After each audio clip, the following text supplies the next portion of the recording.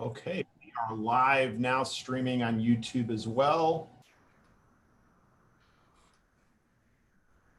And let me just make sure that that's working and we will get started.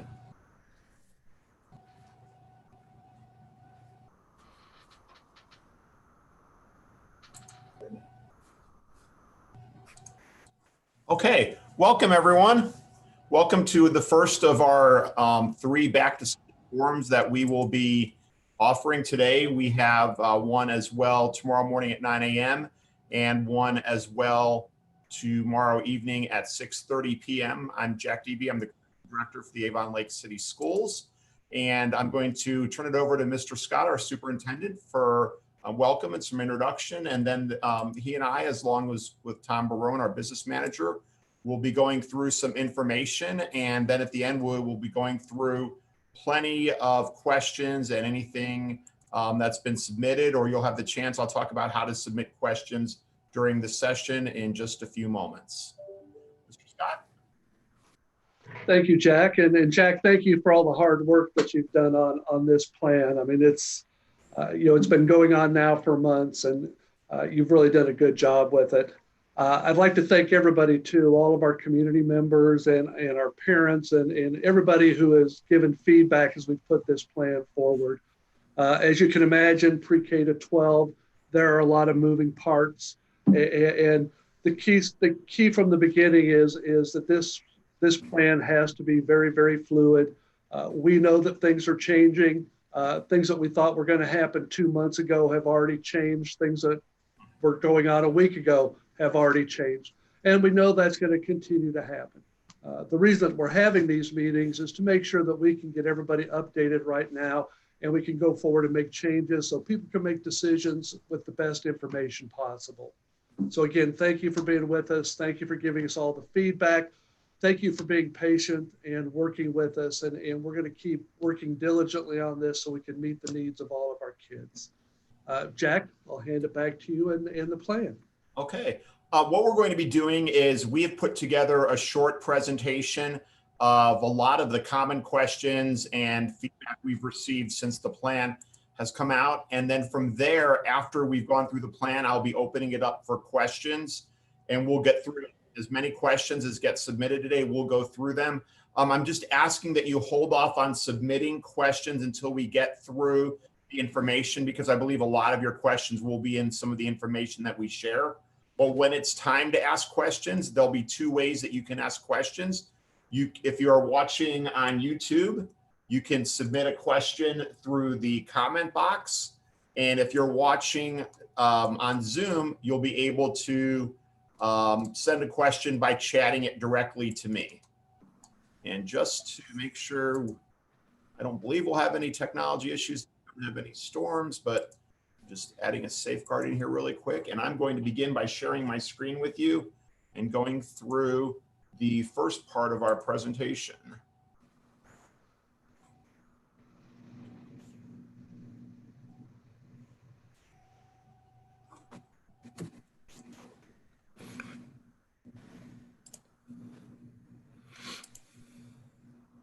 Okay.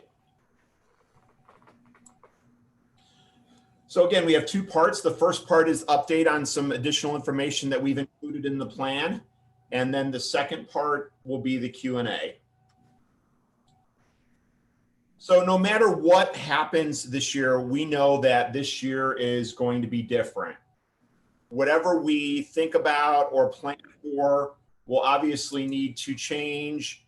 And the unexpected is going to be just part of it. We don't know what the future holds. We think we can kind of guess how things are going, but at this point in time, again, things change as the conditions around us change. Right now, the first day of students has been delayed until August 31st. But again, I'm going to say, as of this time, things could change depending on the situation that we're in 4 weeks from now. We might be able to go back August 31st, and we might not. A lot will depend on the recommendations from the governor, the health department, and so forth, as far as what's going back at this time. And probably the most important thing I could tell people, and I've been telling people, is be prepared for the possibility that we could go back and forth between being at school or online throughout the year. There will be situations that will occur that may result in us having to go online for a short period of time or a longer period of time. And we have plans in place to help our teachers. Our teachers will be able to transition between being online and in person if that situation occurs. I want to talk a little bit about the remote learning option. I've received a lot of questions about the remote learning option. So a couple of things. Number one, it is 100% remote learning option for those of you that are interested in that. However, if you're a high school student, you still can participate in extracurriculars. You still can participate in athletics, even if you do the remote learning option. We did extend the deadline based on a lot of requests to August 5th so that you've had some time after these forms to make a decision. Dr. Brad Coco is going to be our director for the online learning program. He'll be working in my department and I'll be working with him to get the program off the ground, but he'll be responsible for the day-to-day running of the online program. And once school starts, he'll actually be housed at Open Door, where we'll also be having a team of 100 eighth graders. He'll be the administrator for that as well. The most important thing I can tell you is that the curriculum and pacing, whether it's online or in classroom, will be the same. Obviously, the delivery methods are different, but the curriculum and pacing will be the same. And then there are some high school teachers who may be on campus, but we may be offering the course only online, some particular courses. So it is possible there'll be some high school courses that will be blended between students who are online and on campus. But we are attempting to offer everything that we offer at school online. Another question that we get frequently is, how do we go about making a decision, and why is the decision for the first semester? Well, it's for first semester for a lot of different reasons.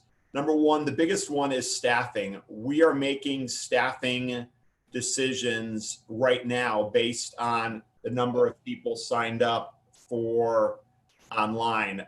This afternoon already, I've actually contacted several teachers and have offered them online teaching positions based on how many we already have signed up, and I'm going to continue to be working on that this week.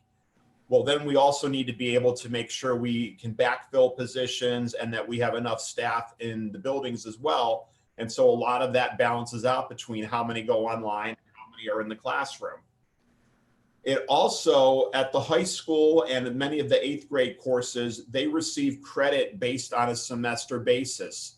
So it's important for them to have the same instructor for the semester so that they can receive the credit, they can receive consistent instruction.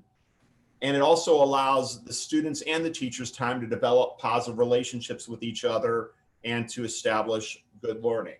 Now, with that being said, we know there'll be a few extenuating circumstances where something just doesn't mesh one way or the other. We will look at those on a case-by-case basis. If we need to make a change to let somebody go remote who was in person, or somebody who was in person or who was in person go remote. So it's not that it's 100% commitment, but it is a commitment for the first semester, knowing that we will take a look on a case-by-case basis if there is a need. These are three different elementary schools. Sent me examples of what a couple of their classrooms look like, socially distanced. The first one is a classroom at Eastview. The one on the right is at Redwood. And the one on the bottom is actually the cafeteria at Westview, which I believe is going to be one of the fourth grade classes. So you basically can see classrooms, the kids will be 6 feet apart or as close to 6 feet apart as geometrically possible. Maybe 5.5, but 6 feet is what we're using. And any learning space that we have, that's basically what they'll look like. The kids will not be sitting clustered in groups. They'll be sitting individually in classrooms.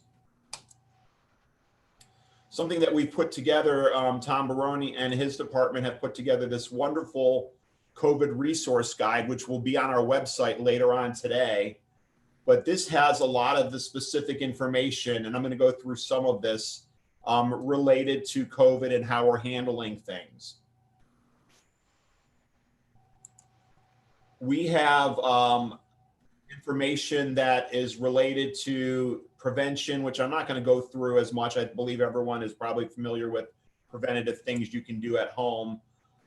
We're also taking a look at, and that will come up in another slide, the assessment piece. Right now, the recommendation includes the at-home assessment that we're asking parents and families to do, but we're also looking at the possibility of doing some sort of basic screening at school. It would not be a temperature check of all students, but some additional types of screenings we're looking at.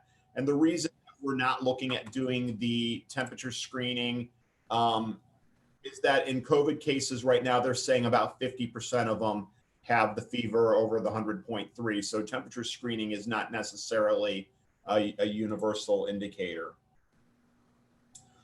A lot of questions on what happens if we have a suspected illness. Well, these are the procedures that the health department has for students and for staff, which we'll go over in a little bit. We have some enhanced additional nursing staff that I'm going to go through in another slide here to talk about these in detail. Again, I'm not going to read every one of these to you right now. These will all be available on the website in a little bit.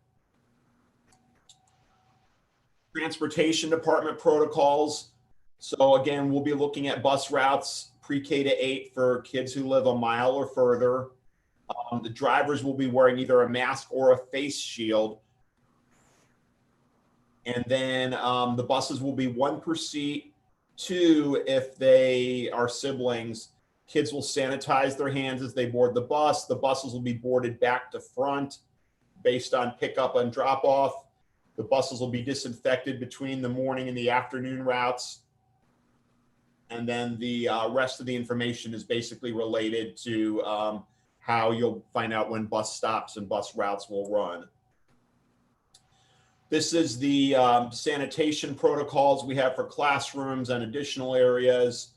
And we'll talk a little bit about this in a moment, but we also have disinfectant electrostatic sprayers that'll be used in classrooms where the kids switch classes either minimally, hopefully at Learwood, but also at the high school. And we have cleaning and building cleaning procedures for additional areas as well. Food service, we actually have quite detailed protocols for how kids will be able to have their lunches delivered to them, how they'll order, how they'll be pre-purchased, and also that there is the lunch program will be available for students who are online. And again, that information will all be up there on the website in a little bit. Go back to where I was. So Becky Bush is on, and I'm going to, Becky, can you turn on your video? I can unmute you. And Becky Bush is our head school nurse. And Becky, could you talk a little bit about what you're going to be doing nursing-wise in the building and about the team approach and the additional staff we've hired? Sure. So in the past, I'm sure many of you are aware, but we've had 1 nurse assigned for every, and their time was split between the day. So what we've done this year is we've gone to a team nursing approach. So we have 2 nurses assigned to 2 buildings. Those 2 nurses will cover those 2 buildings as a team. We are all 5 3/4 hour employees, but our start time with our partner is staggered. So your child's building will have a nurse available essentially from bell to bell. There may be a few gaps where we have 1 nurse covering the 2 schools, but essentially, you know, that nurse is familiar with each of the buildings and the students in it. So we've added, you know, several new staff members, and we're very excited about that and keeping everybody as safe as we can. Great. Thanks, Becky. Mm-hmm. We'll also be following the health department procedures for confirmed and suspected cases. And those are still being developed. Mr. Scott works with Dave Cavell and the county superintendents every Friday, and they work on any of that information. I don't know, Mr. Scott, if there's anything you want to share on that. No, I think one of the biggest pieces that I've had a lot of people ask me, well, how am I going to know if somebody is diagnosed positive for COVID, whether it's a teacher, whether it's students? And the answer is going to be that you really won't know. We have to follow confidential laws, HIPAA laws. So we can't, if somebody, gets sick at school, we're going to send them home. It's going to be the parent's responsibility to have them tested. And if they are tested and they test positive, then the Department of Health will contact people.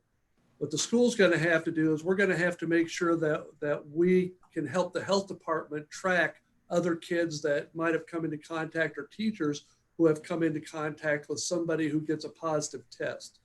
So, we're going to keep working on that with them. They've been very, very efficient. I've been through that myself with my own wife testing positive. How quickly they contacted people and how quickly they contacted associates that we were with and made decisions. So, I know it's a difficult situation, and we're going to keep working with them to make sure that that information gets out. And of course, we have to be careful to make sure that the information gets out that is legal. Great, thank you. Again, you'll see the detailed cleaning and sanitizing procedures in that document, which I went over briefly, but we will also be cleaning and sanitizing the kindergarten rooms and LEAPS rooms in between the AM and PM sessions. And again, buildings where students are switching classes, the teachers will be spraying the that mist, the disinfectant mist spray, and it dries to touch in 4 minutes, Tom was telling me, and it's actually effective on contact. Restrooms will also be cleaned repeatedly throughout the day. I want to talk a little bit about masks, a lot of questions about masks. So again, all staff are wearing masks at all times. The only time you wouldn't see someone wearing a mask is right now where all 4 of us are working in our offices. No one else is in our office or in a room. Those are the only time individuals can remove a mask. I'm in my office with my door shut right now. There's 2 teachers working out in the media center. So when I go out there, I put my mask on as I walk by them, or if I go out in the hall. Students will also be required to wear masks in the building. And we'll talk a little bit about this with the teachers yesterday, and we're going to continue to work with them. They're going to be given, the kids will be given frequent movement breaks and opportunities to remove their masks while maintaining social distancing. So this is going to include any elementary kids that are learning any phonics skills, language skills, reading skills, where the teachers need to see them making their sounds and using their proper expression. Those would be times where naturally kids would have their masks off. There'd also be times where when kids are working individually, their social distance, and the teachers may just say, as long as everyone's in their seat, now we're going to take our masks off for a few minutes. Also, when you go into a gym class, you'll see that the kids will be spread out. They'll be doing different types of activities. That might be another example of that. Another one would be teachers are going to be allowed to and encouraged to use outside spaces for instruction when it's possible and feasible. Mr. Scott and I were meeting with our choir teachers at Learwood in the high school this morning virtually, and they were talking about taking their students outside to spread them out when they're practicing so that they can be, the choir has an even greater social distance requirement than a regular classroom, so that they could actually sing together. We will be making sure kids also have breaks to get up and do movement throughout the day.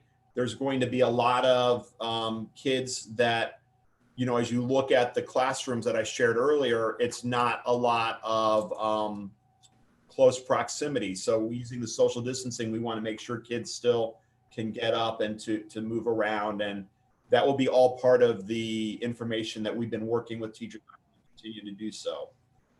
we need, and everyone's support to help the kids learn the correct way to wear masks and encourage to do so properly.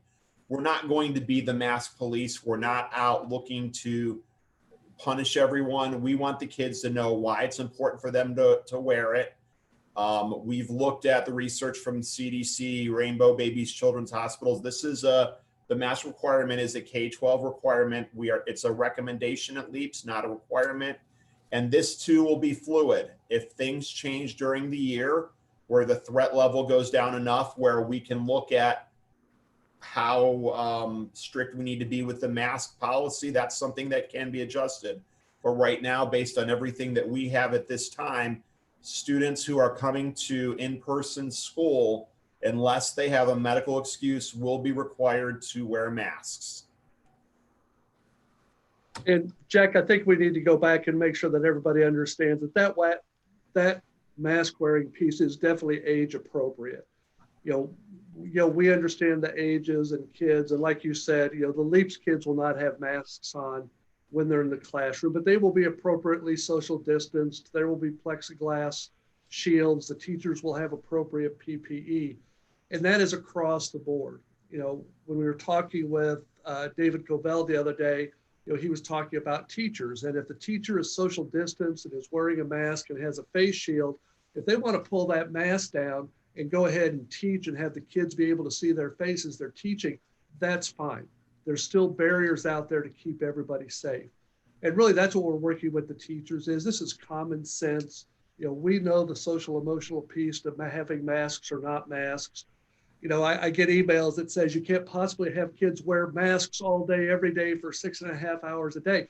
That's not realistic, and we know that. And we're working very hard. Becky Bush is working very hard. We've got lots of trainings coming up where we're going to make this just as realistic as possible and work with everybody, because we've all got to live with this. And it's difficult, but it really is an abundance of caution. We've got to have all these different layers to make sure we can stay in school in person, because that piece of us having flare-ups and whether it's just in our schools or in our county or even in the state, we do not ever want to have to go back to everybody being online at the same time. And the only way we do that is by everybody working together and doing everything we can, no matter how small of a difference it makes, in order to keep everybody safe, kids and staff members. Thanks, Jack. Sure. And we also, again, I just want to remind everyone that we do have, it was sent out on Messenger, but we do have the opportunity for you to sign out a Chromebook, whether you're online or not.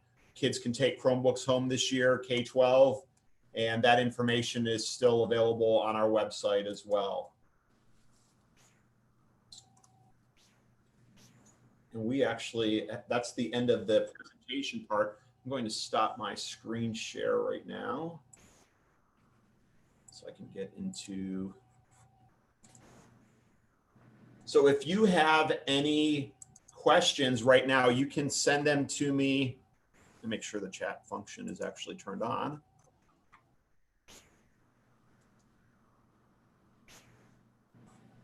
Yes, the chat function is on. So you can go ahead and you can chat them to me. And then those of you that are watching on YouTube, there's 49 of you watching on YouTube, 174 through Zoom. YouTube people, feel free to go ahead and you can send a comment to the video, and I'll see those questions down there as well. Okay, and I do have some questions that people sent me ahead of time. I will be covering those interspersed as well. Okay, let me start. There are separate teachers for in-school versus online learning. They are our district teachers. So, for example, one of our kindergarten teacher, Brenda Jones, who was at Erie View, is going to be teaching the kindergarten online. So we will be, that means that there would be a replacement at Erie View for her position. The only time that it would be the same teachers may be some high school classes where we have a teacher that teaches Algebra 1, and instead of doing 6 sections at school. They might do 4 sections at school and 2 sections online. That's just an example.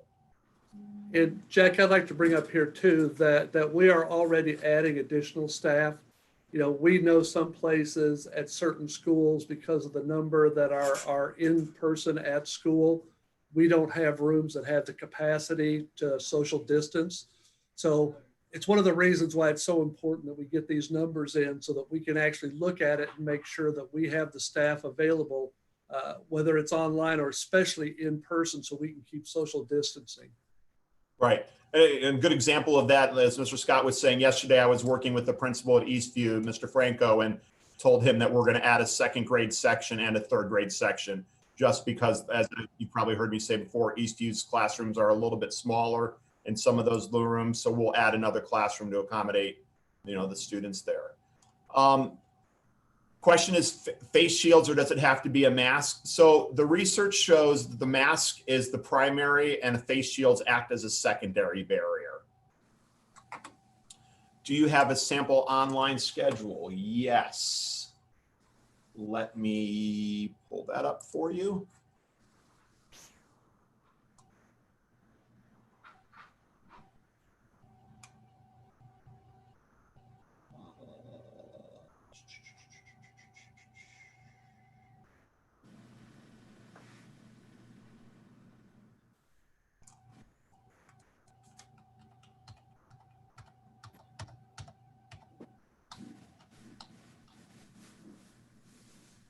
Well, I will pull that up here. Let me go to the next question while I'm looking for that. So the next question is, if students choose 100% online, will the class be comprised of all online students, or will it be a combo of in-person and online? So the answer to that one is it will be all online students. The only difference is if students get quarantined from school and school is still going on, we would invite them into the online section of that grade or those particular classes, so that they still have access to learning. But the core group would be the same. How many students have signed up so far for 100% online learning? Almost 300 at last check. I think we were pretty close to 300. Can you explain how you're social distancing the hallway at the high school? I assume the bell schedule will not be staggered. So we've gone from 4 to 5 minutes between periods, but then we're adding a 5-minute buffer period to the switches as well. So basically at the high school, they're going to be staggered. So it's, they'll have basically 10 minutes to do that. And we've actually been looking at things like allowing kids to switch classes by using outside doors to give them a break to move around and not have many in the hallway. So those types of things are being looked at. When will the Chromebooks be available for pickup? So the week of August 20th, you'll get a letter with more information if you sign up for online. If you're doing it, if you're at school, Chromebook pickups will be available the first week of school. This has been good information. Thank you. Has a decision been made about offering orchestra and band this year? Yes, we'll be offering orchestra and band both at school and online. We have music teachers that are going to be doing both. It is. And the piece with, you know, choir, and like we said, we were working with Mrs. Pop today and Mr. Harufe, because choir is still the question. You know, band and orchestra, you know, we've been working with Dave Covell, and we actually have guidelines, and most of them really have to do with again, social distancing. I think the trombone was different. Didn't we hear that, Jack, because of the bell and what it could do? Yeah, but those things will be 54 square feet. The others are 36. Yeah, we'll be able to mitigate those things, and we're getting recommendations like whenever possible, be outside when you have band, you know, and have your practice out there. And of course, we're going to adjust rooms to make sure that we've got those kinds of things.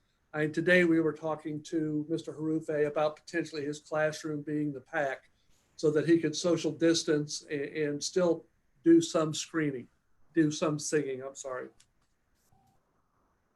Okay, so an example of an online learning schedule for elementary, for example, it would be from 9 to 9:30. They would have a whole group lesson.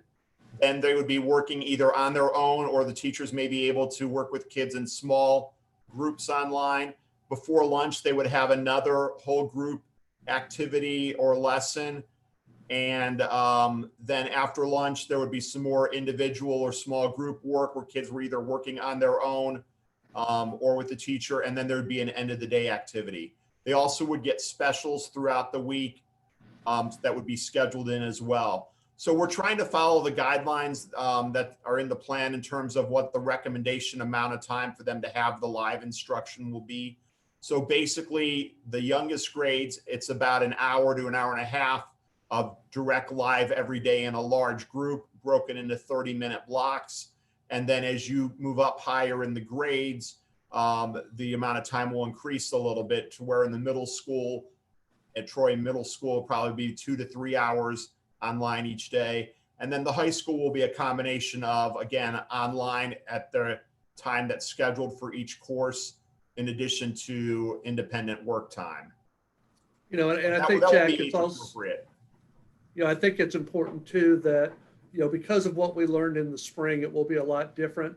Part of that was too, is we now have Brad Coco, who's going to direct the online learning. And we're right now working with having a person that's also going to be direct the learning for kids on IEPs, because we know that is so difficult.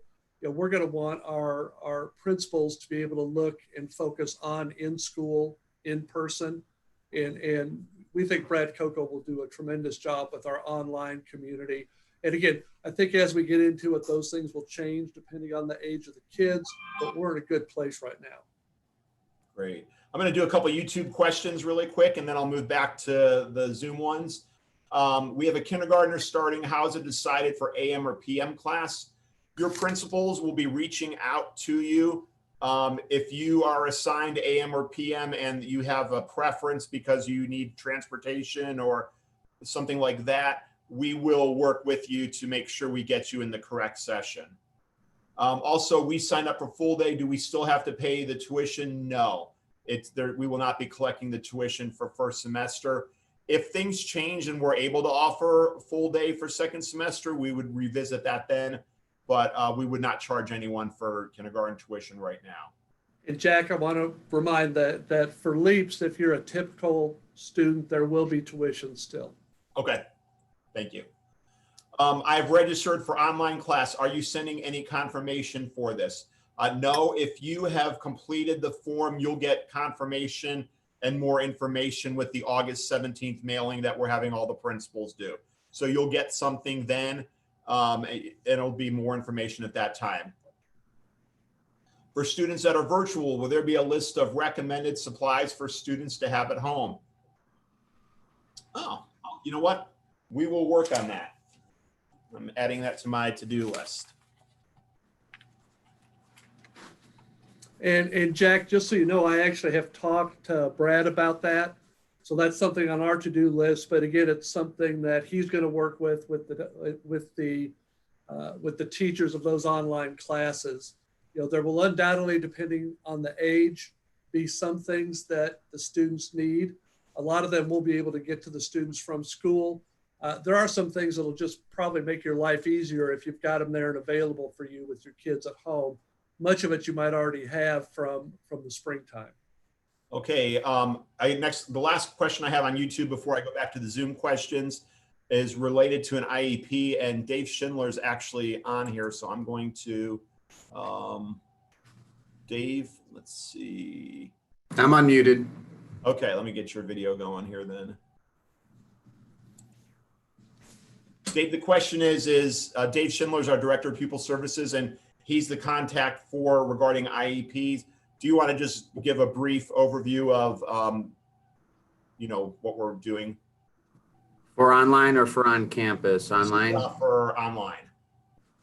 So we know that the way the school year ended last year was difficult for everyone as we transitioned into something we hadn't done before, and it was especially difficult for students who have learning issues and related services. So along the lines of how Dr. Debe described how things are going to be much more structured and scheduled. The students who receive related services and IEP services, if you're online, you're going to have that same additional structure added. So, you know, it's our goal that the first week of school, that week that actually we're delayed the start, that the intervention specialists will contact you and provide you all the details. But we want live instruction. We want live support daily, just like with the regular core classes.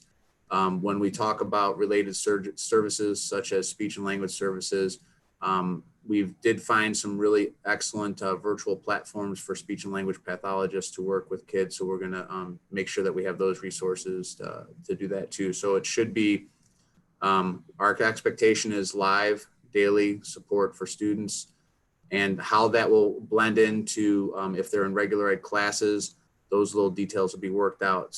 Some kids need significant help, and some kids need to check in. And so your intervention specialist will contact you, and you guys will work together on just what that will look like. So if you're taking an online math class and you have math support in your IEP, we want to make sure that you also have online live support for your student in math and reading. So. Dave, could you real quick go over just what went on? And we got a little practice this summer with extended year services, you know, with Camp Imagine not happening. We ended up doing those ourselves. Could you just sort of really touch base on how a lot of those, especially extra services, worked during that So time?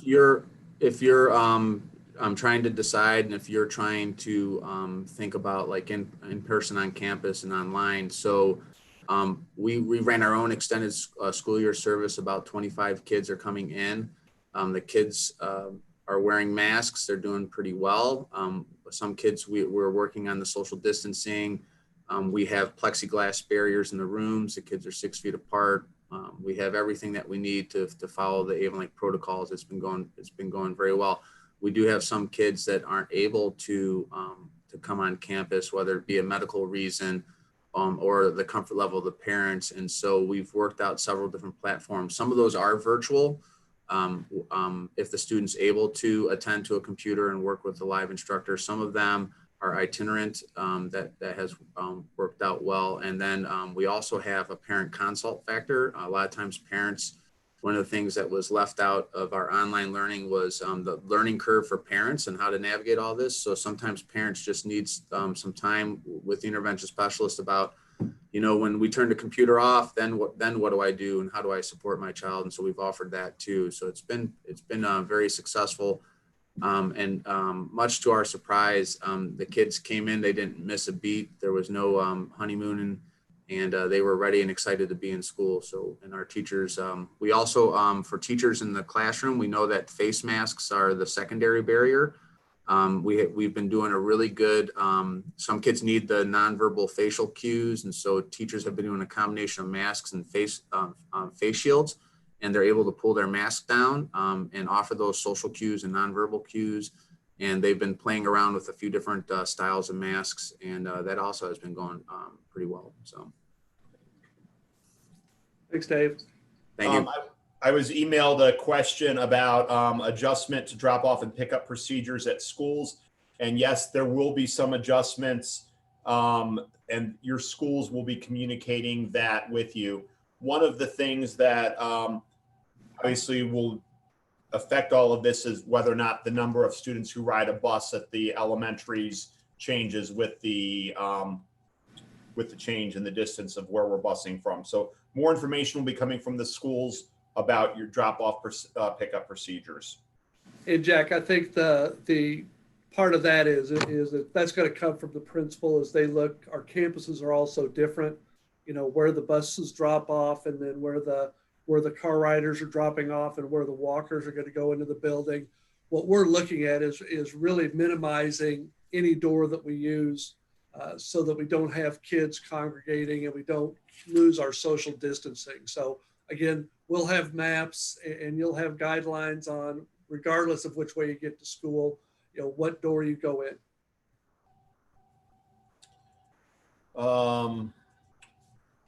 Next question. This is another emailed question. I'm skipping over questions. Some of you, the questions are starting to repeat. So I want to make sure I get to all of the questions submitted. So I'm making sure that we have at least ones that haven't been asked already. This one is asking about other large districts have moved to a model of remote learning for all students for the first quarter. Has Avon Lake considered all remote for the first quarter?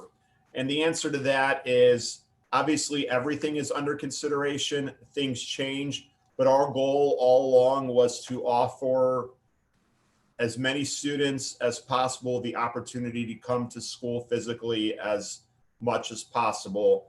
And we believe with the plan that we have in place, we can do so safely. And Jack, it really is when you're looking at this, and we've talked about, you know, going that way till the first quarter or even delaying the start of school. People have asked, why don't you delay till the start of September? And what, you know, working with our health professionals, you know, it's the unknown that gets us. You know, we don't know if there could be a spike or won't be a spike. I mean, you could wait and everything's fine through the first 2 weeks of September or first 3 weeks of September, and then we get a spike and something happens. It goes back to what you talked about at the beginning and we're working with the teachers with, is we really at any time have to be ready to go all online because it could happen. We know that. The options we're giving, and with that person, if you are really uncomfortable, that's why we have the online version of what we're going to do. You know, the other piece is again, those factors that keep us as safe as possible. And we're going to have everybody buying into those, the teachers, parents, all of the kids all the time. And we know they will. You know, we have to be able to do the checks before we come to school and kids not come to school if they're sick. You know, we have to make sure we social distance. We have to make sure we sanitize, wash hands, use face masks, everything we can possibly do to make sure we don't have a spread of the virus in the school or community. So, you know, we understand a lot of people are doing a lot of different things and they're doing what they feel like are best for their community. Like Jack said, we've been looking at this closely and feel like the plan we have, we could work. And especially if everybody's willing to work with us, we can keep everybody as safe as possible, knowing that there is always going to be a risk. Okay, I had a couple questions about lockers at Learwood and the high school. Students will not be using lockers. They're too small of a space. With the high school having a modified block schedule and Learwood potentially having the same, they'll need less books each day. So hopefully that will solve some of that. Another question related to the hallways at the high school is how are students going to socially distance? Again, we're adding time in to allow for the class changes, but this will only work if the students also follow the procedures that we have in place. And we know high school kids all kids like to congregate, be in groups. Again, we will put the procedures in place, but it's up to the students to take their responsibility, which we'll work with them on in following the procedures. And I think, Jack, if we keep giving them reminders, I've talked to a lot of our students, you know, in the last few weeks, and, you know, and whether they're athletes or in band or just, you know, kids that are concerned about what's going to go on, that they're willing to do this because, you know, they want to have their athletic seasons. They want to come to school and do the things that we do at school. You know, we're going to have to remind them a lot because they are young men and women, they are kids, but they're willing to do it because they know what can happen if we don't do this, and nobody wants to do that again. When will high school students receive their class schedules? It's going to be a little bit because what's going to happen is after the deadline, August 5th, we have to go back through and make decisions about sections online, sections in person, staffing and all that. So that'll probably take a week after that. So it's still going to be a little while before the class schedules come out. I would say maybe middle of the month. We already talked about band and choir. And I'll take responsibility for that, Jack. Jack was not. We wanted to, once we moved the start of school back, we wanted to give people more time to make a decision online or in person. And we knew that was one of the big issues, is us being able to take the information and especially rework the high school and middle school to make sure that we've got, you know, everything scheduled correctly. So I've sort of pushed Jack a little bit that, we want to give parents the opportunity to make the decision they need to make. That's going to cramp you a little bit more in getting those schedules ready. So, Jack, just point the finger at me. That's right. We'll make it work. The teachers are just chomping at the bit to get started and know what they're doing and where they're going. But that's one of the reasons that we're asking people to make a commitment for a semester. Sure. What can we provide more clarity on how things will be handled once a child is identified as testing positive for the virus?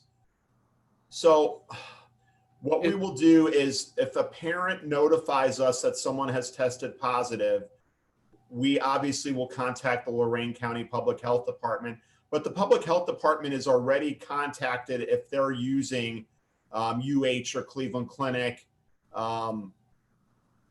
by those organizations. So unless they're going out and getting a private test, if it's a public test, they'll already know. We will work with them then to go through their procedures as far as determining who the close contacts are. And though the county health department then will look at the movement, the contacts the kids have had, who they've been around, how long, and make the decision as far as who is quarantined and who is not quarantined. We can make general information as far as there was a positive case, but we can't go into specifics in terms of who that case was or give you names or anything that would identify that information. I know it's, I know it makes people nervous. Everyone wants to know exactly who, what, but we will do as much notification as we can within the law. And Jack, I think this is where important where we go back to making sure the parents are with us. And this is a different year. We always want everybody to get, if you're well, be in school. We need you in the seat. We need you with the teacher. That is no different. But this year we've got an asterisk. And it's just like this. If we have somebody who, does have a fever at school, and the first piece is, and we've got protocols in place. Becky Bush and the RNs have a great protocol in place to get those kids down and do the tests and separate rooms from other kids that might be sick. But in the end, if we send them home, that is not a sure sign that they're going to test positive for COVID. So that's where the pieces come in that, once the fever stops, we really need 48 hours before you come back to school. And we know that's a long time. And we know it's difficult because the kids aren't in the classroom learning. But this year, because of again, that abundance of caution, we need to make sure that happens. And of course, if they go get tested for COVID, that also gives time for the things that Jack was just talking about to happen. And whether it's a private test or whether it's through Cleveland Clinic or UH, then that allows us to contact the Department of Health or the Department of Health to contact the teachers and contact us and check exactly what the classroom was like. And each situation will be different. But like when I was talking to David Covell the other day and the other superintendents were there, he looked at us and said, somebody was asking, if a teacher tests positive, that means the whole class is going to have to go into quarantine. And he said, no. That's not going to be the case. It'll be case by case. But if we talk to the teacher and the teacher has been social distanced, has had their mask on, has had their face shield on, the kids are wearing masks. And he said, most likely we will not make the whole class be quarantined because of that. So again, that second piece is it's going to be so important to us to maintain the fidelity of social distancing and mask and sanitation stuff to make sure that we get through those issues.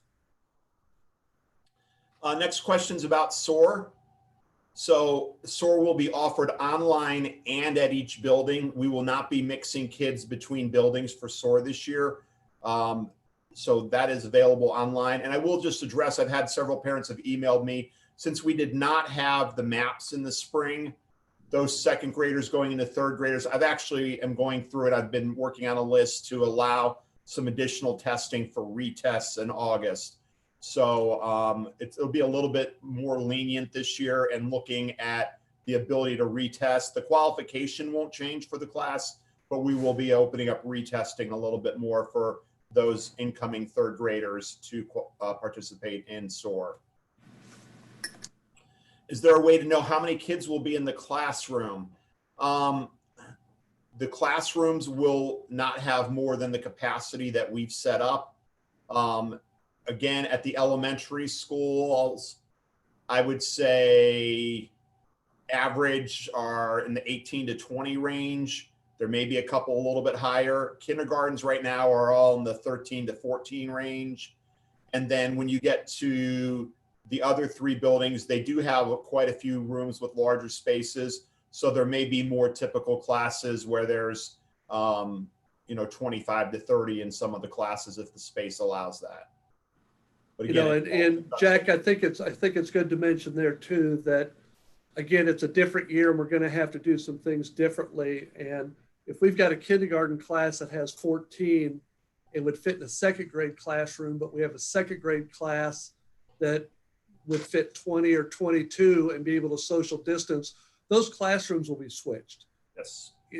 So sort of the things we're used to where you walk in and here's all the second grade classes and here's all the third and the fourth, and you move this way, this is the 8th grade hallway and that's the 7th grade hallway. Those things most likely will not be the same till we get through this, because we're going to use the rooms that are appropriate for us to social distance for that particular class size. And that includes using cafeterias, auditoriums, all the big spaces that we have.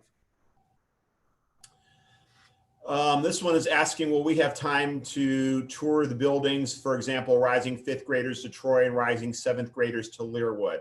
So the principals are working on a modified open house schedule. And I know at Troy, I believe they made a video, a tour of Troy that they are either have posted or will be posting so that the incoming 5th graders can see what it's about. But we will have opportunities for you to see the buildings and to have a modified open house. That information will be coming out with the August 17th mailing as well.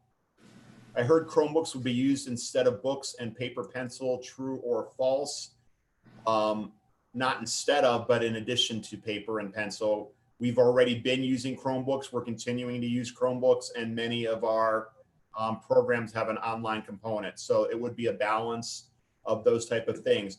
Obviously online, it would be more technology based. And Jack, I think that's a good place to put into that, this is that part with paper and pencils comes up, but it really has to do with you having your own personal stuff. It's, so many times when it was normal, if somebody didn't have paper, didn't have a pencil, stuff gets handed around.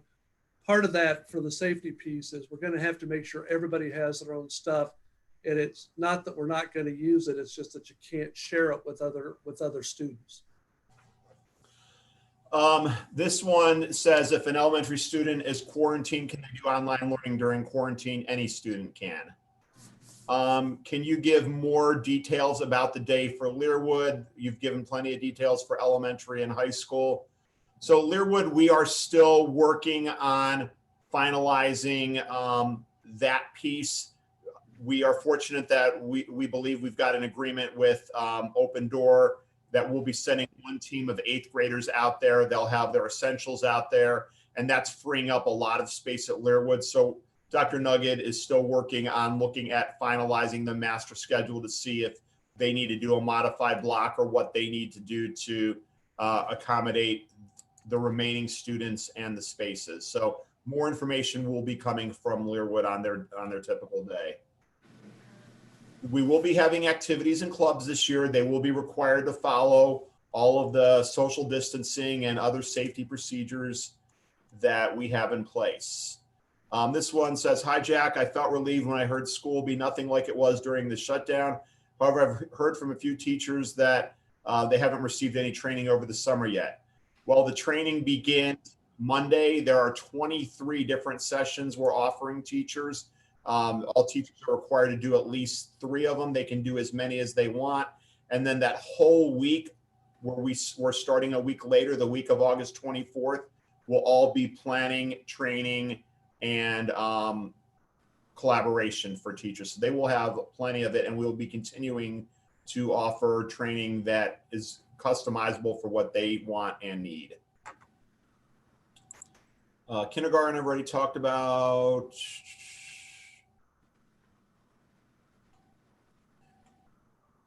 So this next question is asking about the teams at Learwood, what happens with classes like orchestra.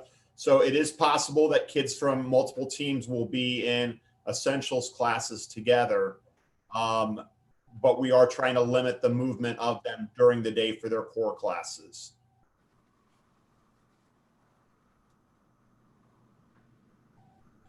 For the high school, will any in-person classes be in separate rooms for the same class as half the class in the room and half watching location online?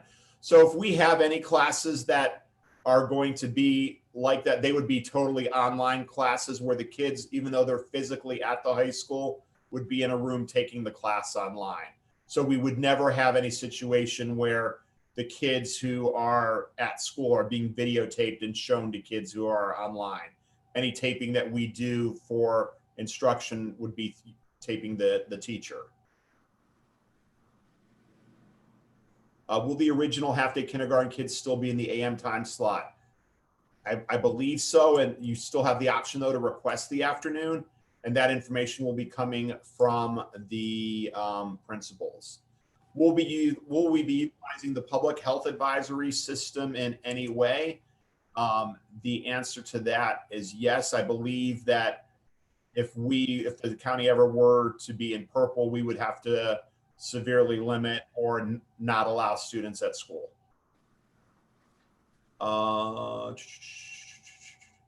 If 8th graders choose the online option, will they be assigned to a team? So I'm still working on that piece. What I'm doing is taking the teachers that have asked to be online at Troy and Learwood, and I'm grouping them so that they're teaching content, what content they're familiar with. They might, for example, a math teacher might be teaching 7th grade math at one time during the day and then 8th grade math at a different time of the day. So basically they would all be still in the same cohort. Those kids would all be taking their classes together. Are we offering plus classes online? Yes. If we need to switch to remote partway through, will it be the same teacher as they have in person? Yes. So this is a great question, Andrew. If we have a situation where the county goes purple and we're sending everybody to virtual learning, the kids who are already online will stay with the online teacher. The kids who were in person will then go online with their in-person teacher. If a remote student switches to in-person second semester, how will they be integrated into the classroom? Well, again, at the secondary level, their schedule changes each semester.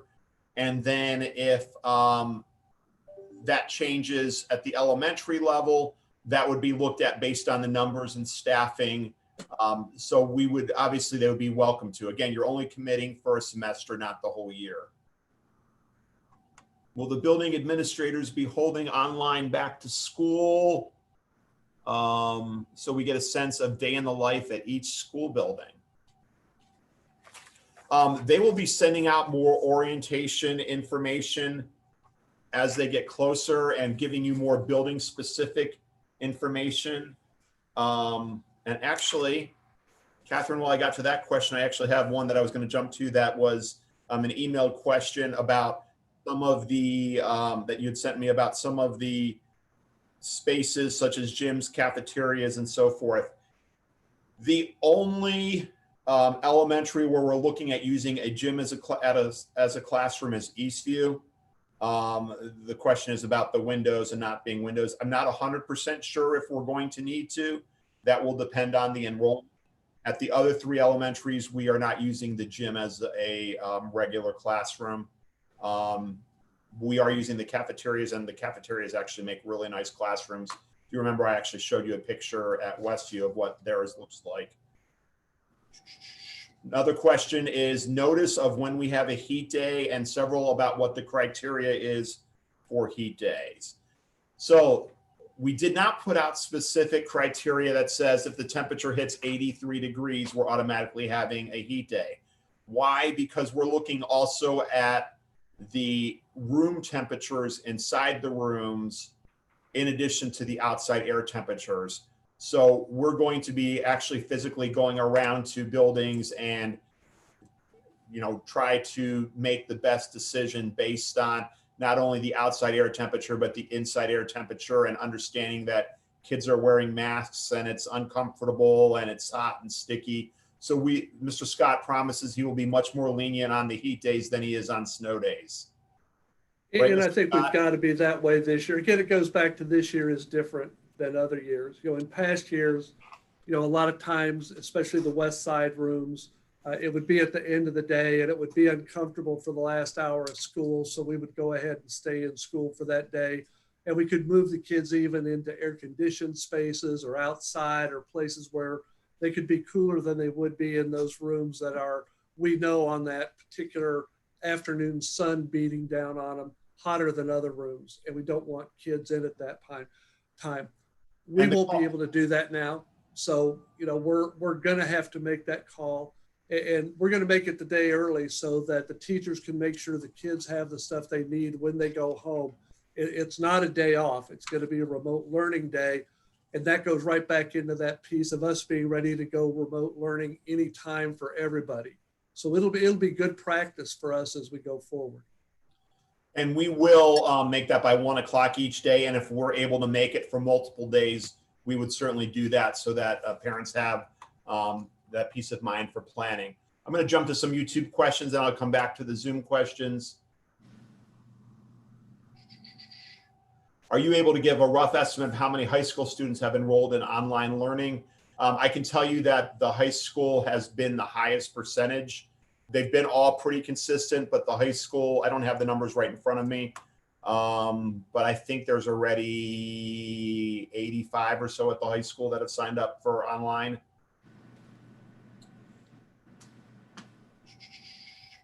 Will we still owe final tuition for them being out for kindergarten the final 2.5 months? No. Are there going to be extra sick days for CC plus classes? I'm not 100% sure what that question is asking. If this is a CC plus class that's at LCC, or if this is a CC plus class that we're offering at school. We are going to be much more lenient with student attendance policy this year, and also House Bill 410, there'll be some workarounds to deal with students who are absent. So if the question, Tony, is about at LCC, feel free to email me and I'll reach out to LCC and I'll get an answer for you. Does the online curriculum cover the whole normal curriculum? Yes, it will be the exact same curriculum, and the teachers will be working on a shared pacing guide so that they are pacing curriculum the same, whether it's online or at school.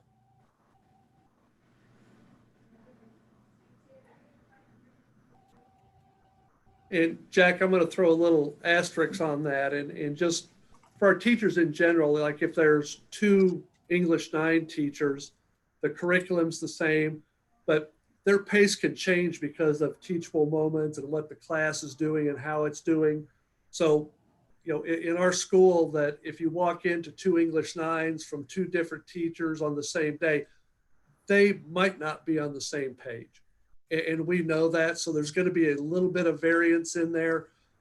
We know, though, that we need to keep as close as we can, especially this year, because if we have students that need to change in or change out, that change is going to be tricky to begin with, but we want them to be able to reacclimate and get on board as fast as they can. So that's going to be a work in progress, and it's going to take a lot of communication from our staff members. But again, it's one of those pieces that we're going to have to work on very diligently this year. This is a great question. What will the split be between synchronous and asynchronous learning for online? So online will be daily live synchronous lessons, and then there'll be some additional activities that will either be independent, something they can do asynchronously, but there will be live scheduled times for students each day that fall during the regular school day. That was one of the biggest areas of feedback we received last spring. Students will receive intervention online. I'm not sure if this is an IEP question or not. If it's an IEP, I think Dave covered that already. If it's a non-IEP, teachers will have times, the online teachers will have times in their day to work with students individually or in small groups. Can high school students leave for study hall and lunch to reduce large populations of students together? Juniors and seniors will still have the early out, late start option. And we are looking at if there's a way to schedule any kids that are juniors and seniors who are ready to leave early to allow them to leave at their lunch period if they don't have any classes after lunch.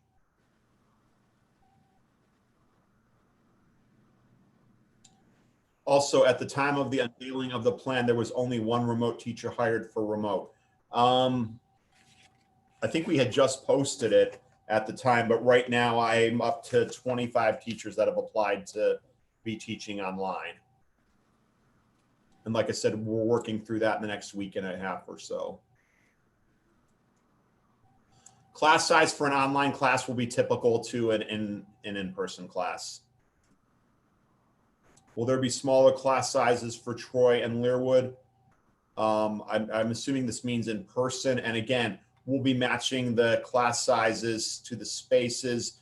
They will not be larger than usual. And in most cases, they'll be smaller than usual or similar. Gyms, weight rooms, will they be open or closed when the high school is done? And will there be a call to discuss how high school sports will work? So on this one, I'll answer the second part first. I believe August 1st is the day that the governor is going to be saying yes or no to fall sports. And I know OHSAA has been having a lot of discussions. I met with our athletic director yesterday. He was actually on a call with other ADs as they were moving through some of the information. So if you can hang tight, August 1st is Saturday, I guess sometime next week we'll have more information. It'll be sent out when we receive it. Talked about that already. We are hiring more long-term subs to deal with staffing issues. High school labs, we will have high school labs, both online and at school. They'll be done through social distancing. The online labs will be more like demonstration oriented than where the kids will be interacting with the demonstration in terms of hypothesis and procedures and those type of things. If a child or teacher tests positive, will the entire school be shut down? And the answer is no. They will not be. As of now, what approximate percent is signed up for online versus in person? I think we're up to about 7% already, and we're expecting it'll be 12 to 15%. It may be a little bit higher. I'm not 100% sure, but based on how I've seen it grow each day, it's continuing to grow, but right where we've expected. Will the teachers that do the online teaching be committing to it all year? So we're telling them that they are doing it for sure the first semester, and they'll continue to do it the second semester as long as the enrollment continues to be the same. It's hard to predict what the enrollment's going to be or what the situation is going to be in the second semester, but yes. Online classes will take attendance.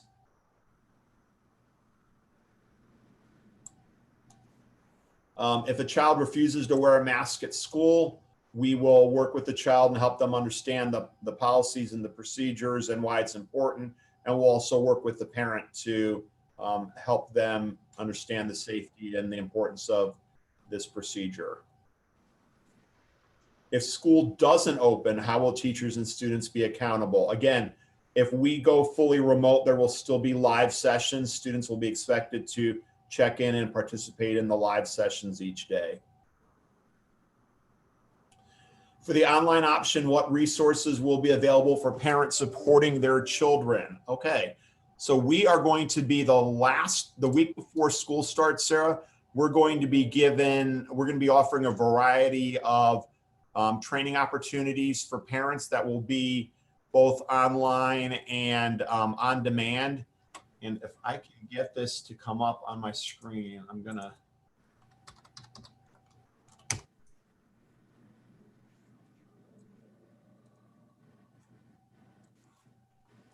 share with you and show you what single sign-on is, because that's something that all parents will have access to.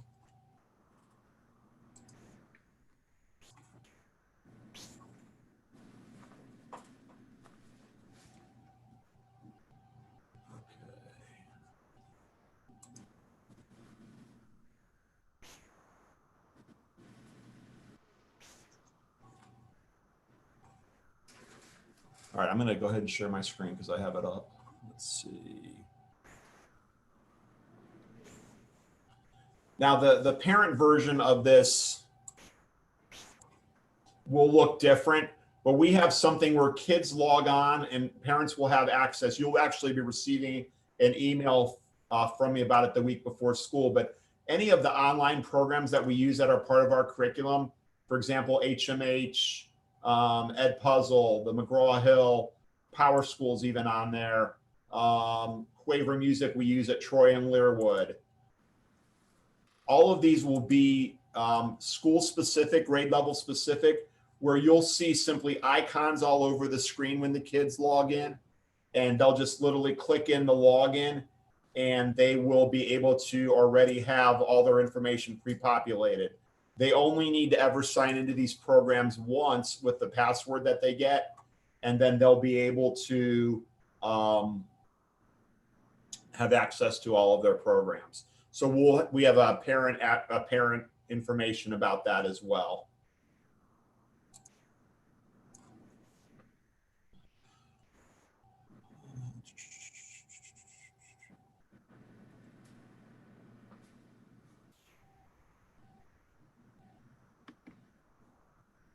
Okay, are gaiters, muffs appropriate? Many kids have been wearing this style for sports. They're wicking and they don't fog up glasses. Mr. Scott, I don't know what a gaiter or a muff is, so I'm going to turn that one to you. I don't know either. So we'd have to have an explanation of what that is. Oh, the pull-up one. We're going to come out with a specific piece on types of masks, and so that is to come. I had never had that question before. And actually I plan to also, once we get those checked with David Cobell, the director of the health department, because I've had people ask if they could have the bandanas. I didn't realize the pull-up one. Is that a gaiter? Is that what they call it, Tom? So I'll check with him with the effectiveness of that. I told the parents the same thing, that I wasn't sure about a bandana because I wasn't sure necessarily if it met our needs as far as protecting other people. So we'll have that, and we'll have a one pager that everybody can look at. Oh, Christina, that was you. Hi, Christina. Okay. The next question was about doing the AB schedule to reduce the size of classes, students, and buildings. Well, if there was a problem, less people signing up online. We already have plenty of people signed up online online is a go. There's no question about it. We're going to staff it. We're going to offer it. So that part is not an issue.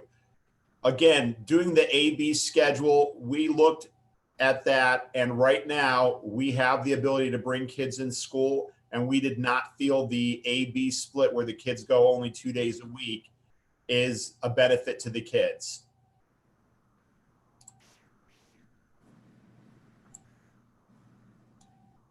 Kindergarten we already talked about.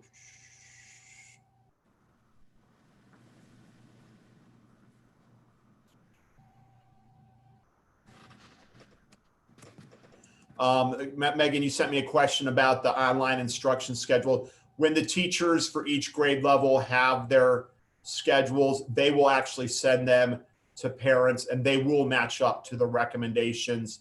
The sample that I put out was just generic. It's not an actual schedule, it's just a sample schedule, but each grade level will be specific to the recommendations for their grade levels of the amount of online instruction they should have each day. I think some of them may have looked a little more, a little less than what the recommendations were. Yeah, so students will be grouped with their peers at the elementary level. For example, a third grade class would be third graders from across the district. It wouldn't just be a third grade Eastview. So they would have the opportunity to meet kids from other buildings, but they would stay with that group for the semester or for the year. Those students will still have access to all of our social emotional support. They'll still have, the counselor classes. They'll still have access to those types of things. So anything that we have available for kids at school, they'll have online. Great question. Is there a way to verify your child has been successfully registered for online or in person? Teresa Martin is going to probably hate me for saying this, but if you're not sure if your registration went through, she does have access to the database, and you could email her. Her link is on the district registration page. At Learwood, how will you prevent gathering of students before and after school? Again, we will do what we can with our procedures in place. Before school, at the end of the school, we are going to need cooperation from parents to reiterate with their students, with their kids, what you expect of them. We're going to have stricter drop-off times that we cannot really open the buildings before a certain time before we have supervision, and that will be communicated. I believe it's already in the plan, but more information will come from the principals. So we need to make sure that kids aren't showing up to congregate 45 minutes before school starts and all hang out together in a group.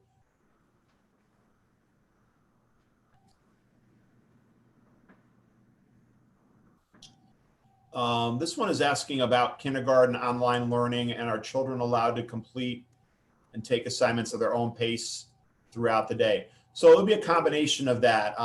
Brenda Jones is an amazing teacher. She's going to be doing our online kindergarten, as I mentioned. Actually, we may be hiring a second one at kindergarten, because I think we already have, we're splitting the kindergartens, make them smaller like they are in class. So she will work with, the kids as far as what they do together and what they do on their own. It would be no different than when you have an assignment at school. It wouldn't be due back till the next day if it's something that they're doing at home.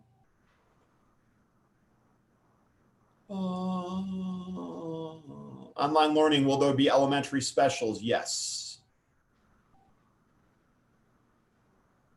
Do you anticipate that kindergarten will go to full day in January? I honestly have no idea. If you believe all the experts online, they're saying it's going to get worse before it gets better. But we're keeping the faith. We're keeping the faith, Jack, right? We're keeping the faith. And then, do you have a plan for fire drills, lockdowns, tornado drills? We actually have been talking about that, and we are going to be, that's on our list of things to talk with the principals about next week. We have 2 days of meetings with our administrators, Monday and Tuesday, and they're going to have to look differently. And we're also working with the state on some of the protocols for those types of things. And Jack, that's a good piece to come in, because we've got a number of safety pieces that we're going to have to get in place, including fire drills, lockdown drills. But even at the start of the school day, somebody asked me about having to have more doors open than we usually have in the morning. And we understand that. Part of it, we'll have more personnel at the doors than we've ever had. Our intention right now is that every student that comes in is going to get a squirt of hand sanitizer, as part of that sanitization piece that we're going to try to do in schools all the time. So, a lot of our safety pieces are going to be driven by just having adults there and being attentive and watchful. This is a great question about communication. Person says, I feel this has been a significant ongoing issue. We have too many platforms and not consistently updated at the same time. Some building principals use email, some Twitter, some alternate blog type posts. So we have worked hard this past school year to have School Messenger be our primary mode of communication from the building offices and the district office to parents. We are also using, this is actually, Tiffany is going to jump to your question. We're actually using Google Classroom K-12, and all teachers will have a Google Classroom K-12. So you'll have access to all of your children's teachers from there. We have been, and we will, again, we are not using Remind as a district device. I know some people continue to use Remind last year after we got Messenger out, but we will be really stressing the fact that Remind is not something we're using for the district. We'll continue to update the website as official information goes there. A lot of times in Twitter, the things that people send out on Twitter are saying, check your child's backpack, that information, or check Messenger. I actually use Twitter a lot for my department. So follow me, AL Curriculum, if you're not already. But and Jack, throw in for Teresa that again, Messenger only works if you've got your latest details in. Yes. And we're registering and doing updates right now. I saw we're about at 70%. Is that what I saw at the end of last week? Great. But if we don't have, good contact information, we don't have a way to get in touch with you. And also, if you check on the registration that you don't want any correspondence from the school, Messenger blocks you out from that as well. So make sure you allow the school to send you things through Messenger.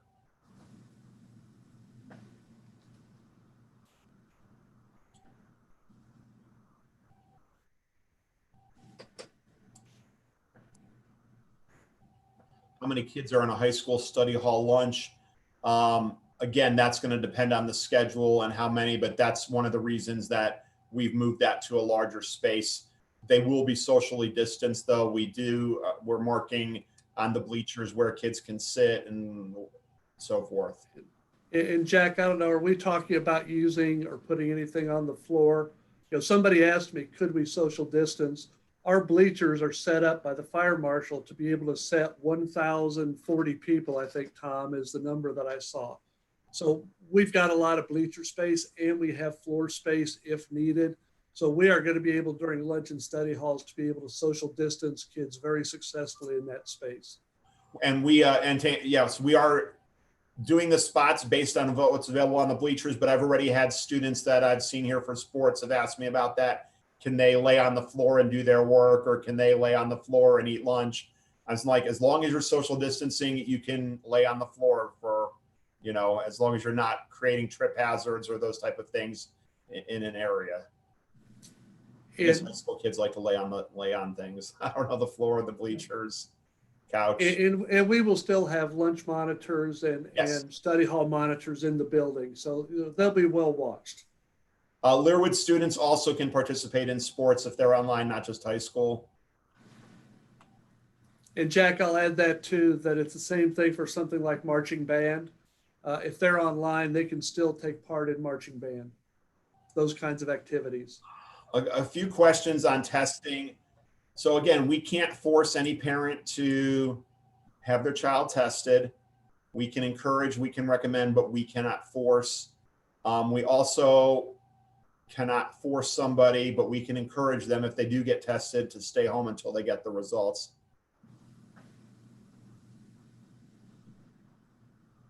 If you're using your own device, is there specific software, hardware requirements? No, there's not that I'm aware of. I assume it's something within the last 4 or 5 years. You should be good. If you do have a question on that specifically, feel free to send that that email to me, and I'll pass it along to our tech person and make sure. But I don't think there's really any issue. I think Jack and Tom, you might know this even better than I do, is I do believe that there are restrictions on what the kids can get to regardless of the device they bring with them. We're very, very cautious when it comes to what kids are doing and what they aren't doing, even if they bring their own device to school. That would be a Scott Lynch question for details. I assume most parents will send their kids with an extra mask. If they lose one, will there be extras at school? Absolutely. Also, we're going to work with some of the PTAs have already volunteered to buy masks. And one of the ideas people have come up with is, can PTAs buy lanyards if they want? Absolutely. You can take your mask and the kids could clip the strings on their lanyard if they want. So when it's time to take it down, they don't have to worry about putting on something. Or we can also encourage people to send Ziploc bags. Kids can leave their masks, and if they don't want to leave them out at a time when they're taking them off. Are all three of the Zoom calls new information or repeat? They are the same information, unless there's some different type of question that's asked. But as I'm going through and seeing lots of repeats,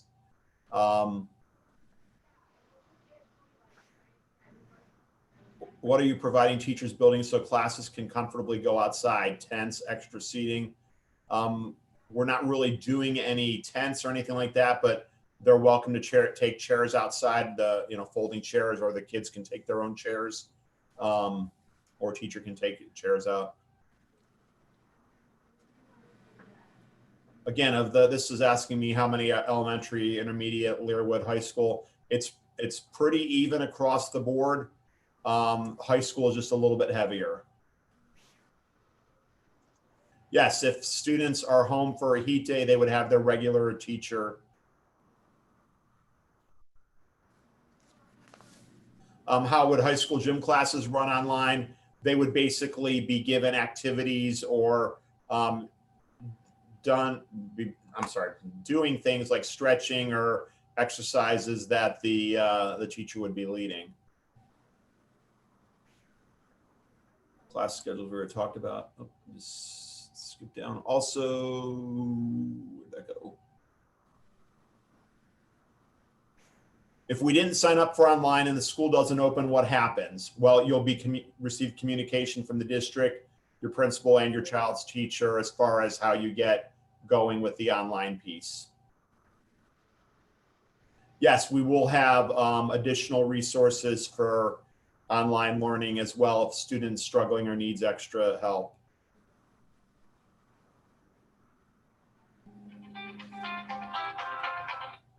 Have you considered live streaming teachers hosting in buildings to learners at home? That's what they'll be doing. They'll actually be in the buildings if they're working with the online classroom. And Jack, to sort of add to that, we're working right now. We've got a few systems coming in called Swivel, where it'll be able to have a teacher live in particular classes. We haven't decided how many or how we're going to do that yet, but it's something we're looking at. I'm going to jump to YouTube. A couple questions here. How will new kids learn and have access to everything? So we will, as new students are registering for the district, Teresa is explaining the different options that we have and providing them all of the school messenger messages that we've sent out on the back to school. Can 8th graders get their own laptops? Kevin, anyone in the district will have access to their own laptop for the year if they'd like to sign one out.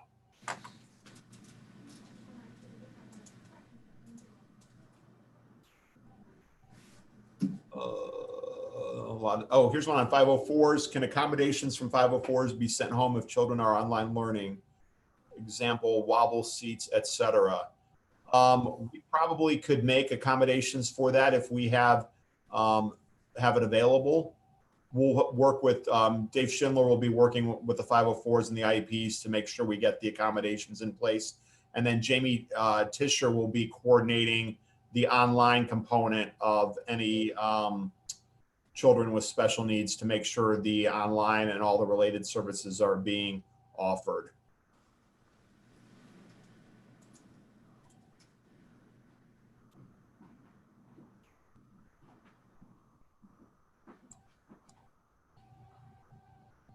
Thank you. This one's asking about, and I'm not sure I understand. Troy, well, how will plus classes work if they aren't switching schools? I think this means if they aren't switching classes. So we're grouping the kids based on the plus classes or regular classes for the sections they're in. There may be 1 or 2 students who, if they only have one of the 2 plus classes, may get to move to a different class for that. But we're trying to keep that as consistent as possible. Yes, first grader, get an experienced first grade teacher. All of the online teachers are experienced. And I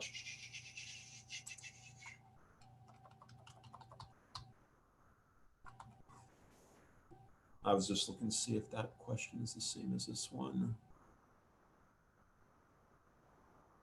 Will the school nurse who is taking care of well children also be taking care of the sick children that come down to the clinic? Yes, that's why they're working in teams so that if there's a need for coverage, that they're able to help cover each other. State testing, we don't know yet.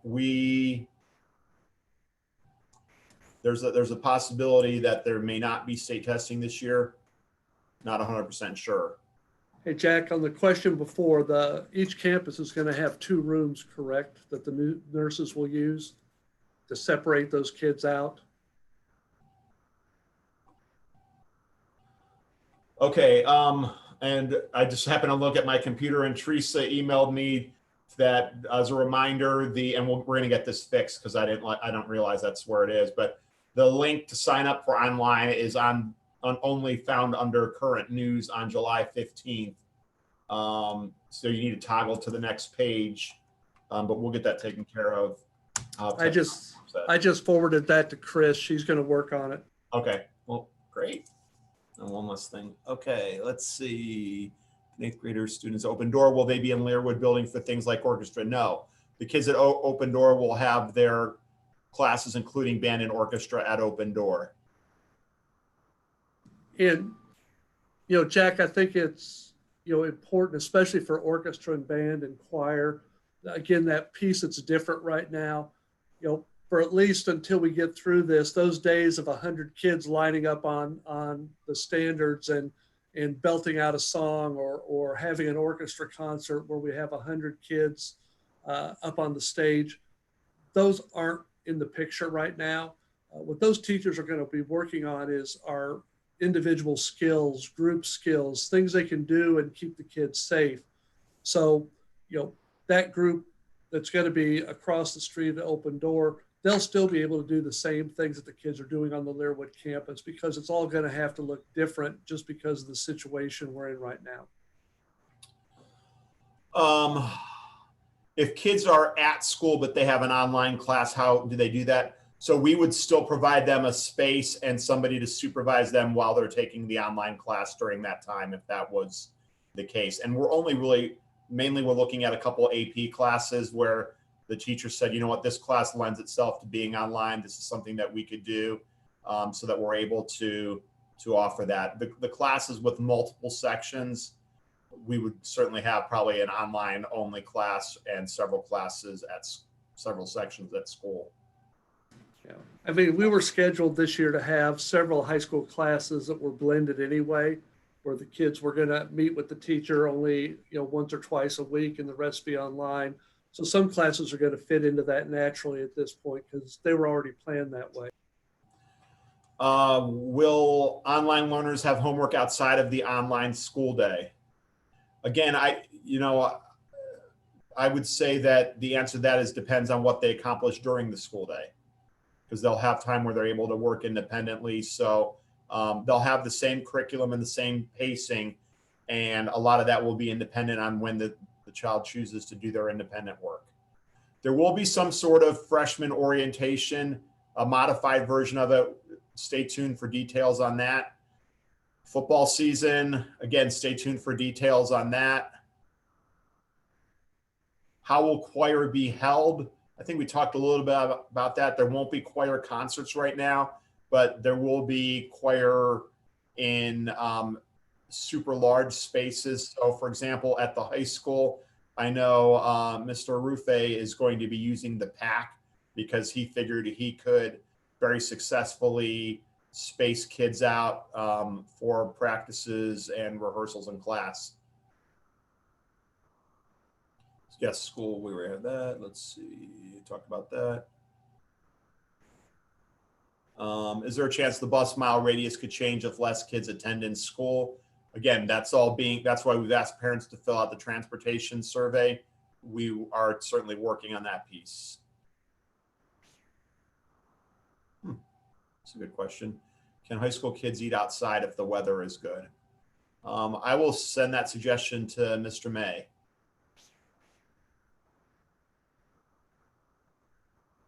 Are we limiting building permits for outside groups? The answer is yes. Not eliminating, but limiting.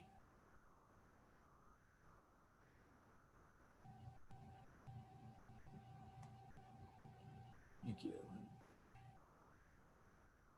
And Jack, I would say if they had a question on those, whether the building's going to be used, and Tom, you can sort of pipe in on this. You know, we've already talked about things like Girl Scouts, Boy Scouts, Brownies, those things that traditionally use our buildings. We want to make sure that those happen, but again, we've got to do it correctly. There are some activities that, again, we're going to have to say no just because the number of people that would come to them.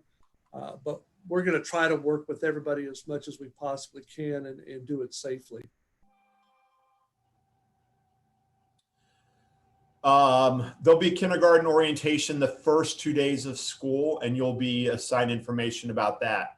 Online orchestra, yes, one of our orchestra teachers is going to be doing online. Correct, kids aren't able to tune their instruments yet, but he'll be able to, through live instruction, help the kids learn how to self-tune instruments. What's the process when anyone tests positive? Who's quarantined for how long, notified, etc.? Again, I know people would like specific answers for that, but that is going to be on a case-by-case basis as recommended by the health department. It determines based on how long somebody has been in contact with the person who tests positive.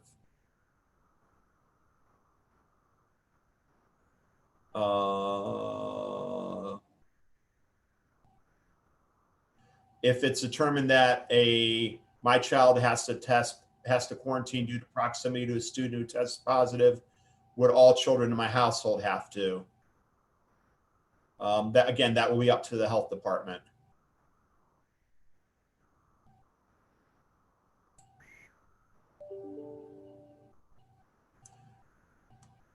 Let's see if I talk about that. How will we be determining which 8th grade students will be assigned to open door building? Again, Dr. Nugget is working on that. So if you truly have a preference one way or the other, I would suggest you email Dr. Nugget. I know I've had several parents that have emailed me asking to be assigned there. I think because of the air conditioning, but oh, sure. If a student has a medical reason not be able to wear masks, please bring a doctor's note so that they can be excused for that.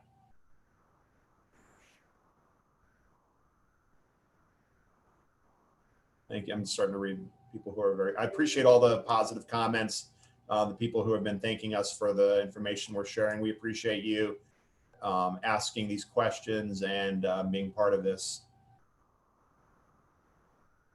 Okay, yes, any materials such as math reading workbooks or any paper and pencil materials, that they'll still be used for the online, and you'll have a set date and time to pick those up. Well, actually, it'll be a window. What will elementary gym or recess look like? I'll cover gym first. Again, they'll be doing activities that are socially distant, that are still physically based, and hopefully we'll have some variety in that. Recess, we will not be mixing classes at recess. There might be more than one class out at a time, but they'll be zoned in areas and they'll have appropriate activities. If you don't sign out a Chromebook, they'll still have access to them at school.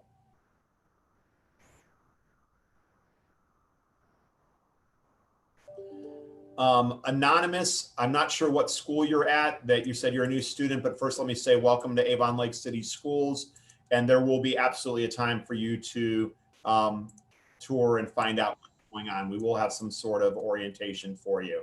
So if you want to shoot me an email, Anonymous, go to avonlakecityschools.org, go to the curriculum and instruction page, and my email information is there. I'll be happy to get you in touch with your building principal. Thanks for participating today.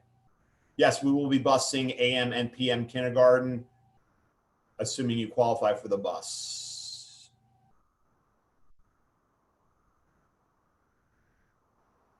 If our county is in red, would it be safe to have in-person classes? Again, Mr. Scott is in discussion weekly and daily. And actually, when I go and ask Mr. Scott a question that we need Dave Cavell's answer, I've watched him get out his phone and text Dave So again, that will be in consultation with the health department.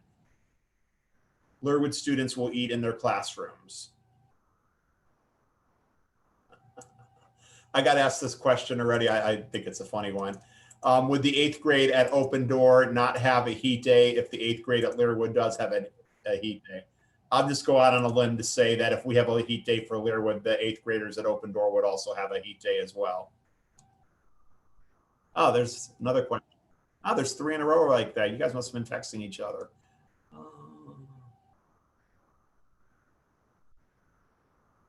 The AC systems are being looked at to make sure they have good filtration. We did an all district call for the staff yesterday. At the high school, I was watching one of the custodians literally scrubbing the filters up in the ceiling. I was really impressed with the job they're doing. They're doing a fantastic job doing that.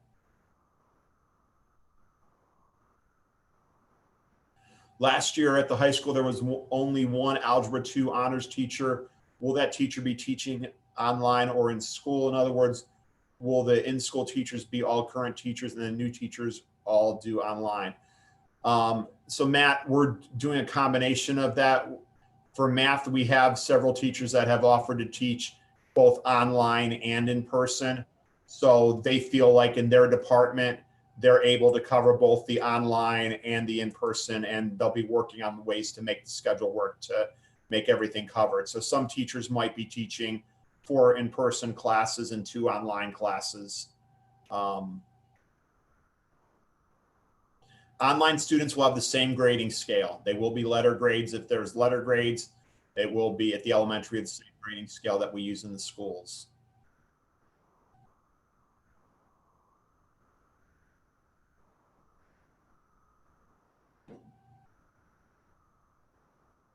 If the class is in a cafeteria, gym, et cetera, will they have an active board? They will have, for sure, at a minimum, the TVs that hook up to the computers. They'll have the Wi-Fi. They'll have all the technology, whether or not it's a physical active board or whether or not we put the software on a laptop or a computer to allow them to do those things. They will have access to the technologies.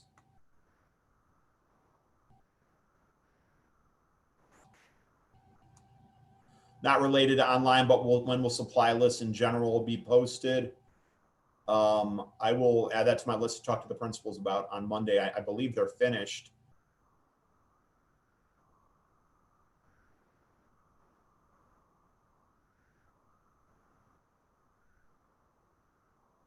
Will students have open deadlines for turning in work, or would this be a more traditional approach to learning and pacing? Everything will follow a more traditional approach this year, regardless of whether it's online or in person. Thank you, LT.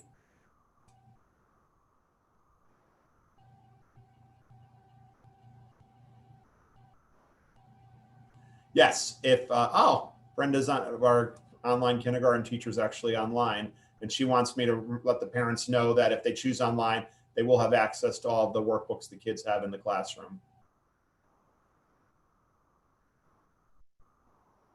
Yes, information will go out prior to second semester.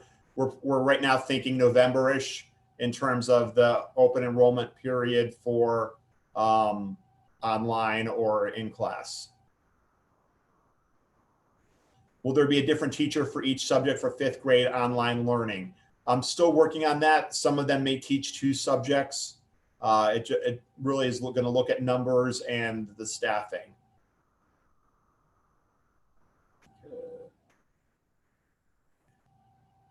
Yes, we will have replacements if kids lose masks at recess.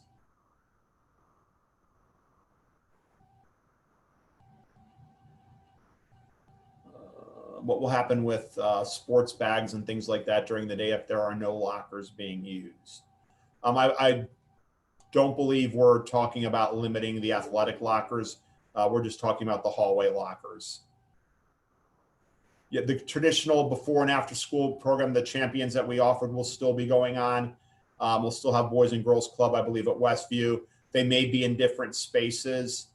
I think at Westview, we've talked about having Boys and Girls Club in the gym instead of the cafeteria. So that information will still occur. The cleaning. And I've seen both of those plans, Jack, and they both look very, very good.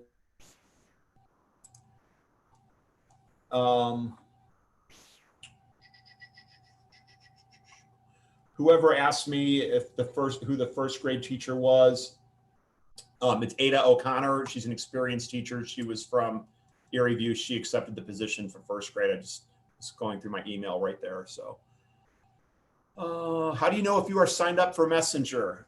If you have not received updates on the back to school plan through email from Mr. Scott and I, probably 3 or 4 of them in the last 2 weeks, you are not signed up for Messenger.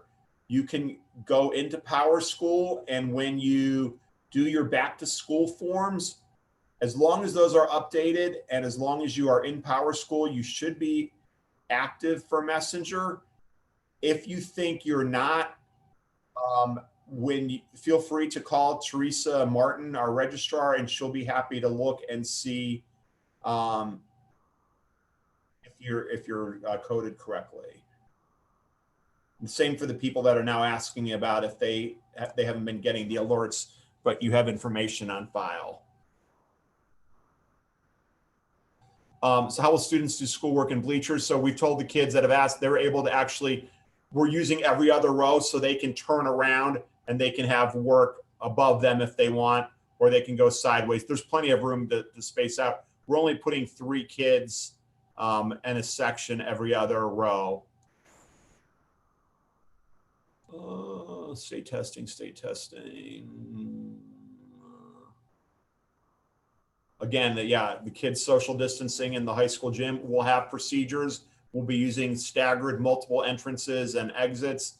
And again, it will be some responsibility on the high school students to follow the procedures. And I just heard Jack say state testing, and of course that is important to the staff because it is something that we believe should not be happening this year because of all the other changes. On top of everything else, the teachers should not have to worry about doing the state test in the spring. So we're working with that, and I've actually been talking extensively with Gail Manning and Nathan Manning, and we're hoping that when they come back in September, we're going to be able to do some work and get that out of the way. I understand right now our biggest roadblock is actually the federal government and the Federal Department of Education and their requires for ESSA, but we're going to keep working at that.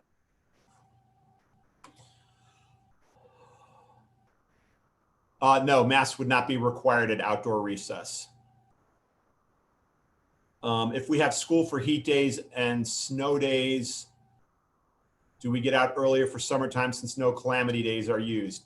So actually heat days and snow days and calamity days are the same thing. But basically, even though we're starting later and we may have these potential days, it should not change the end of this school year schedule. We're in really good shape with the number of hours we're required. You might have heard me mention this before. The state actually records hours now, not days, and your report cards will show hours out, not days out. Does playing a sport count as a gym credit? Mr. Scott, do you know offhand? No, I got to unmute you. Okay. Yes, you just have to make sure you're signed up as you go through. Get your PE credit because you're in marching band or an athletic team throughout the year. And Tom, do you remember, is it you have to do 2 years in a row or just 1 year in order to do 2 years? That's what I thought, but they'll go over that when we get to school, the counselors will, but whether it's online or whether it's at school, it will count. An updated transportation form. So that is also on the information that we sent out with the back to school plan. I will make sure that gets pushed up on the website in a spot where you can find it easily. Chrissy, sorry about that. All the schools will have laptops, Chromebooks available. If kids don't sign one out for home, we're just giving parents the option to sign them out at home because we know there'll be times where we're going back and forth between online and in person this year. We will still have MAPS testing, and we do have a way to do it online as well. So if they're online, we are doing MAPS testing. If kids are at Open Door, you will drop off and pick up there. The Open Door will also, besides having an administrator, a secretary there, they will be walkie-talkied into Learwood that if there's anyone that needs to come over for a nurse or whatever, they can run over to Open Door as well.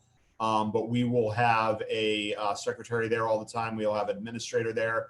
They have their own custodial staff. We're looking to see what additional we might need support there, but we'll be, they also have food service available there as well. Okay.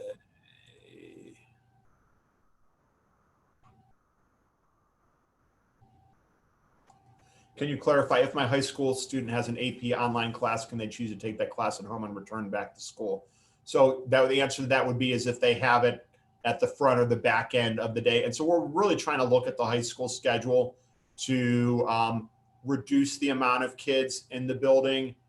If we can do some of these types of things, again, most of this will come from the juniors and seniors. That's why we're looking at some of the courses where the students have shown they're independent and can do those types of things. So it's going to be a little bit of time, but we are working on some of those options. Will families have to sign any type of waiver in regards to COVID?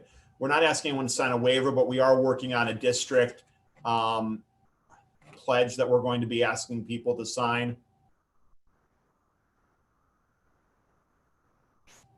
And we're getting closer to the end of these. Let's see. How do we receive our pre-ordered supply boxes? That information will be coming from the school.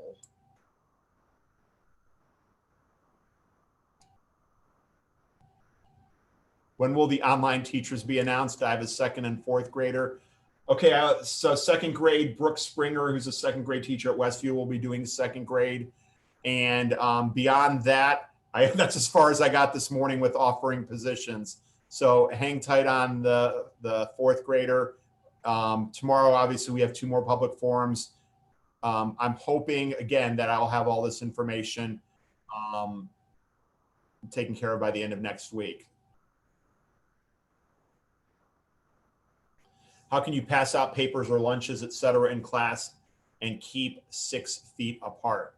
So we're having, I'm not sure if this is an elementary or secondary question, but again, we're going to be having it where the teacher desks will all have plexiglass around them. So if there's something that they need that they're getting, they'll be able to do that and still have that barrier there. And the lunches are being delivered to classrooms for the most part, especially at the younger grades. So that would be basically a student coming up and being handed a lunch.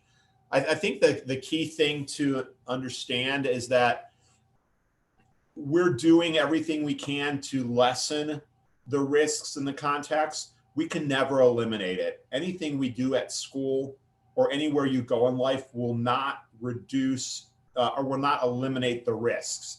It will simply reduce them. And that's what we're trying to do. The fact is, going to school in person where there's other people around is a higher level of risk than being at home with just your family in any situation. Same thing if you're going out to the park or if you're going out to eat. Anything that you do where you get around more people is naturally a higher level of risk. We're doing everything we can to lower the risks and still maintain the highest level of quality of education we can provide. We just can't guarantee that there are no risks.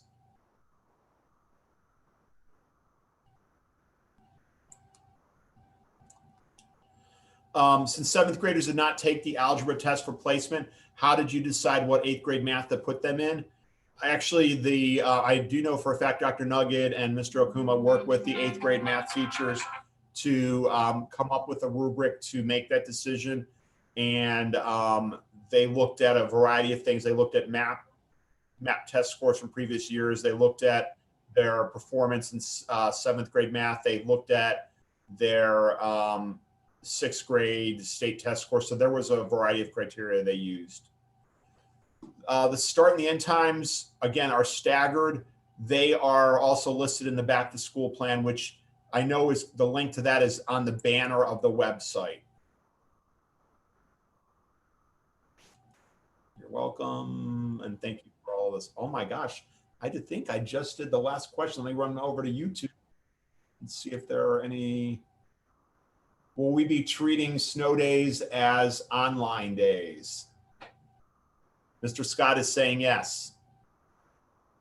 I think that's the trade-off for having the heat days, right, Mr. Scott? I'm going to check my email and see if anyone emailed me a question before I.